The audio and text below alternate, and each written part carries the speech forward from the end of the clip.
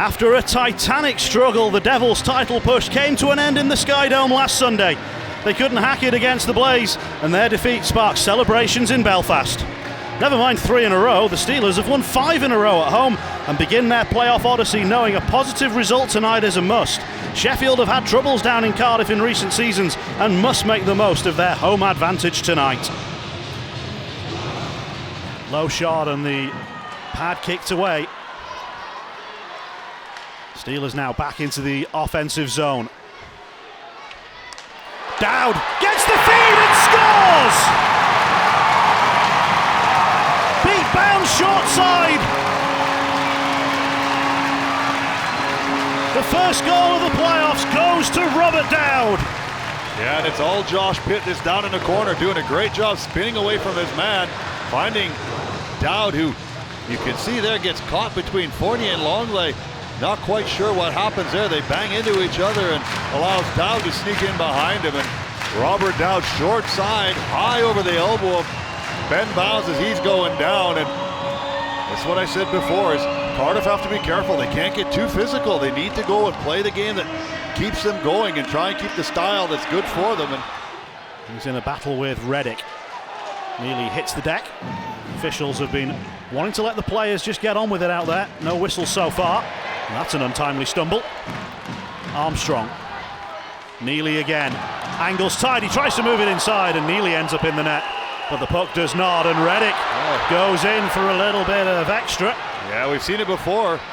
Reddick is probably about 90% the fault of this one, as Eric Neely's driving through and trying to get position to go to the lane and go to the net. He has inside position, and Reddick gives him a shot from behind on the side and pushes him into the net and into the back of bounds. So for as much as Reddick wants to try and protect his goalie, he's got to pay attention to what he's doing and where he's at. Neely from that angle, I don't think he's going to beat Ben Bowles coming through. Now Richardson. Jonathan Phillips intercepts on the far side. The puck takes a deflection, finds its way to DeLuca. He sends it back out, and McGrath had an attempt on the backhand. Puck slides past DeLuca. McFadden steps forward. That one takes a strange kick off the boards, and the Devils get a stick to it first. Duggan chops at it and does well. Livingston. 2 against 2 for the moment. Shot from the outside, saved by Whistle, and the rebound's put in. The Devils have got their equaliser. It's Ulmer. It's 1-1. Yeah, play starts way back in the defensive zone. Duggan doing a good job moving the puck, chipping it past Martinelli, who was pinching in hard. Livingston coming down the wing there. Good hard shot, shooting cross body right there. You can see Whistle tries to go with his glove and misses it, and it kind of rolls down his knee and shin and it kicks out into the dangerous area, and McFadden can't control the goal scorer.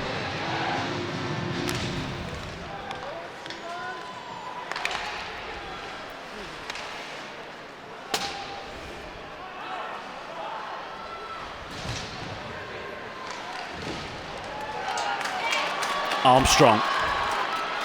Neely is ahead of him. Armstrong stick handles. Dowd! Deadly! Armstrong made it, and Robert Dowd finished it. Yeah, again, it all starts all the way back down to the Sheffield zone, just as the Cardiff goal did with Duggan. This starts with Dowd, and he gets himself back up into play. Jaron Armstrong does a great job dragging it around, and then Dowd just fires it 5-hole on bounds. You can see him, the big netminder, trying to get across to take away that short side, and just leaves a little bit of a gap, and Dowd finds it.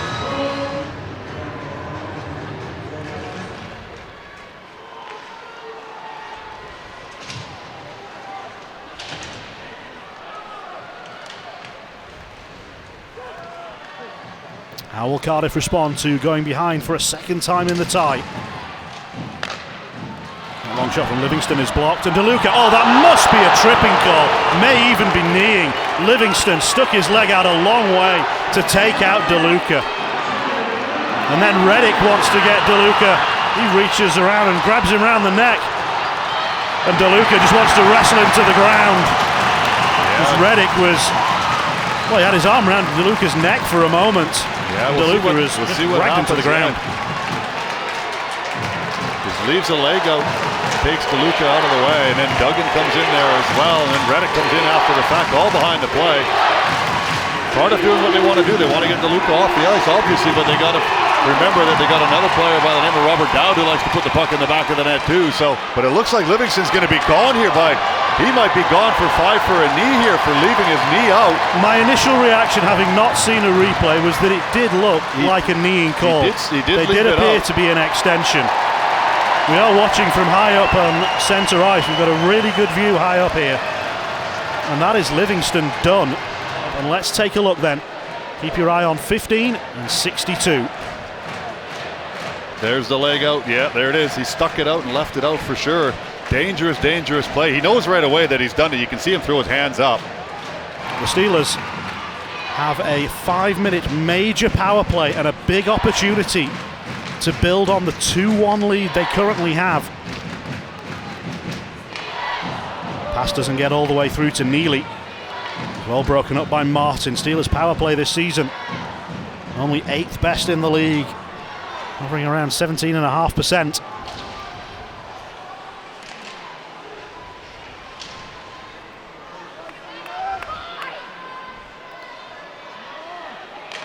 Steelers have it down low, they jam it in and they score!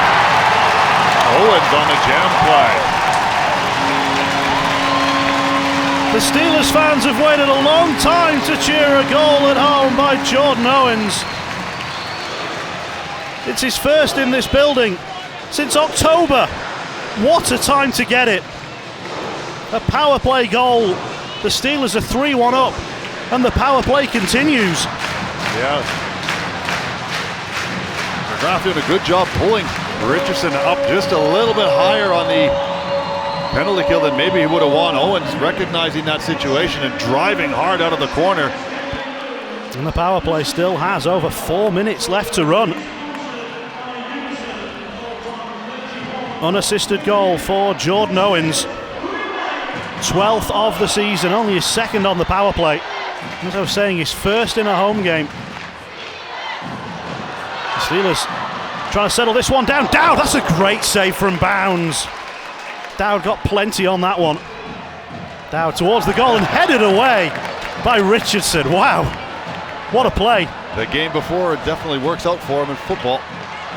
Armstrong! 4-1! Big John comes up big again. And again, it's a combination of Dowd and Armstrong doing the damage. Some good hard work down below. Westerling, O'Connor also out there on the power play doing a great job. They find the backdoor play. Hedden. Devils yet to really get this puck into the offensive zone and set up. Power play time is ticking away from them. And Neely has got past Fournier. And Armstrong's in the middle. Armstrong! Big John has come up big again! 2nd of the game. This one's short-handed for a 5-1 Steelers lead. Yeah, Fournier gets beat on the blue line by a hard-charging Eric. Neely down the boards. Neely head up all the way. Sees Armstrong, who makes up a lot of distance. Bentivolio can't knock the puck down. Armstrong gets just enough to push it through the wickets of Ben Bounds early on, and Cardiff struggled throughout that whole minute.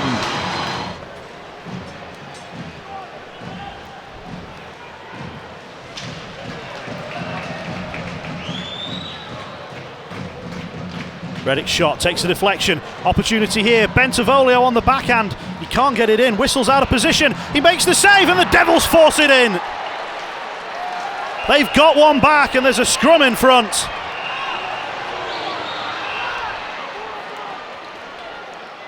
It's a messy goal, but they all count.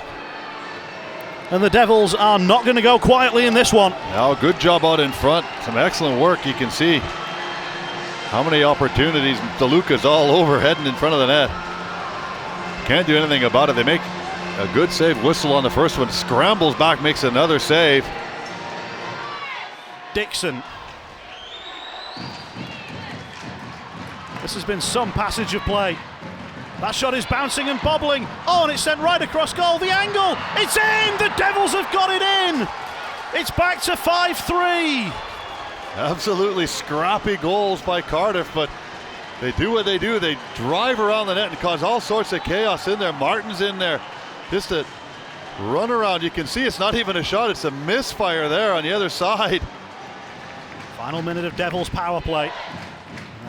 On the puck in the offensive zone. Looking to make the extra man count for the first time tonight. Steelers have 2 power play goals. And the Devils have got one there. It's back to 5-4. And it's Bentivolio through a crowd, is what we said. A one-timer comes across here. You can see it comes across the Pope from Fournier. He hammers a one-timer through the legs of Myers. I think it goes through, and Bentivolio off the side of the net. There you see him. Myers actually gets a deflection. And there's Bentivolio, quick hands before O'Connor can come down, and right back into it, 5-4 with under 2 minutes to go here for Cardiff. Final 10 seconds of this first leg. Steelers are going to win the tie, but are they going to win it over 2 legs? They'll win tonight, but is a 1-goal advantage going to be enough? It was a 4-goal advantage at one point, but the Devils, as they always do, fought back. And the Steelers have the narrowest of leads to take down to South Wales tomorrow. Yeah, it's going to be a tough game down south, but again, if Sheffield pretty much a 60-minute game together today, they've got to come out. Another one tomorrow. A final cheer for the home crowd to Tom Barrasso.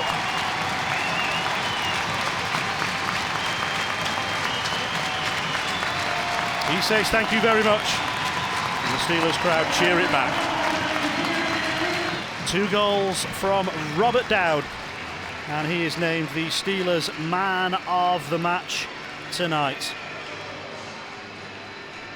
Tom, I'm confused. Should I be happy we've just beat the Cardiff Devils 5-4 or disappointed that we were 5-1? I hope you're happy. I am. It's a really good hockey team. We just beat. If you told me before the game started we win by any amount, I would have taken it and not gone on the ice. So I'll take a 1-goal victory. They get paid, they earn their money too. They're a good hockey team. Is that why they've been champions for so long, because they find a way to claw back? Well, they're not champions this year, but they were close. Obviously, they were right there at the very end, but couldn't find a way to get it done. But for us to compete the way we did, I was very proud of our effort. I thought we played hard. I thought we did a lot of things that were a little outside of character. Some of the individuals on the team, the physicality, the blocking shots, the commitment to D-zone coverage, I thought we did a really nice job. It was a continuation of what we've seen here for the last few weeks, and it's just been on a roll, and they deserved that 5-1 lead, didn't they? They had Cardiff on the ropes. We did some good things. We generated some offense 5-on-5, and then our power play was strong when it needed to be. Aggressive, taking some pucks to the net, made a couple nice plays down low, which is where the space is against their penalty kill. And some questionable calls against us late and the puck ends up in our net a couple times, which is unfortunate.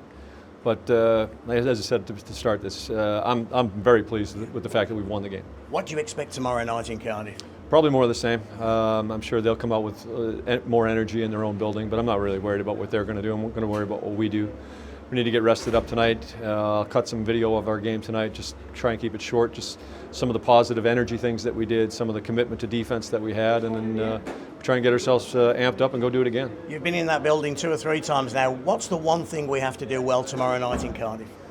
Start. We had one game, we probably played 30 minutes there to start the game, then we ran out of gas. We had played the night before, and they were fresh. So for us, it's going to be make sure we're prepared at the start. They come out hard, very aggressive team early in games in their own building, so we've just got to make sure we're prepared to start. Yeah, it's not over, but can you just explain? It was a lovely reception you got at the end from the fans there. They've appreciated your time here and certainly taken to you. I've appreciated my time here. I've enjoyed coaching the group. I've enjoyed coaching in this building. It's a great building to coach in. Our fans have been great to me.